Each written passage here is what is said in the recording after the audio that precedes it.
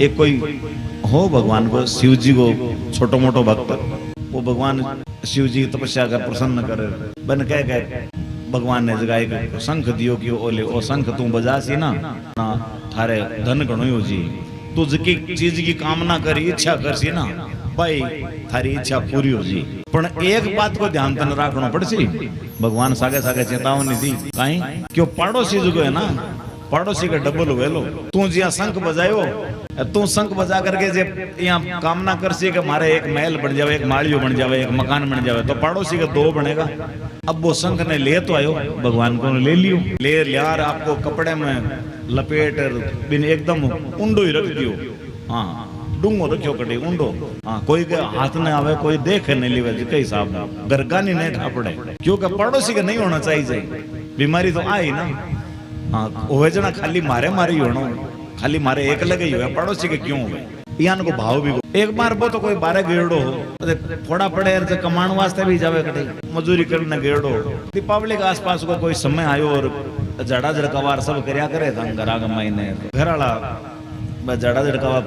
बुआरी जाड़ी बैठो करी आगे वो कपड़े का मैं लपेटोड़े संग निकलियो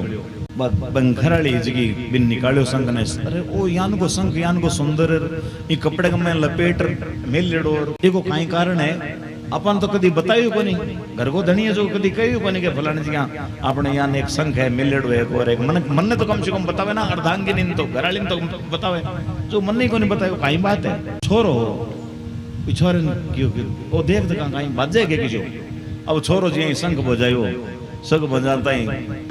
आवाज हुई, हाँ आवाज हुई आकाशवाणी हुई, अरे क्यों रे मांग भक्त कहीं छे बोल, जबाब बिके घरड़ी भक्त के घरड़ी बाकी वो तो बहुत बड़ो काम को है शंख है, अरे भगवान की आकाशवाणी हुई है, भगवान देवता कह रहे मांग जन क्यों महाराज मारे तो एक बढ़िया सो मकान बन जावे, तथास्तु आके करके बाप हाथों हाथ मकान तैयार हो गयो, मकान तैयार हो गयो खुद के तो मकान हो गयो, पड़ोसी को और दो बिल्डिंगा बन गई, एक के तो हाँ खुद के तो एक बनियो एक के तो और दूसरे के पड़ोसी के जो दो बनया, अब मकान बन गया और अच्छी तरह दोबारा भी शंख ने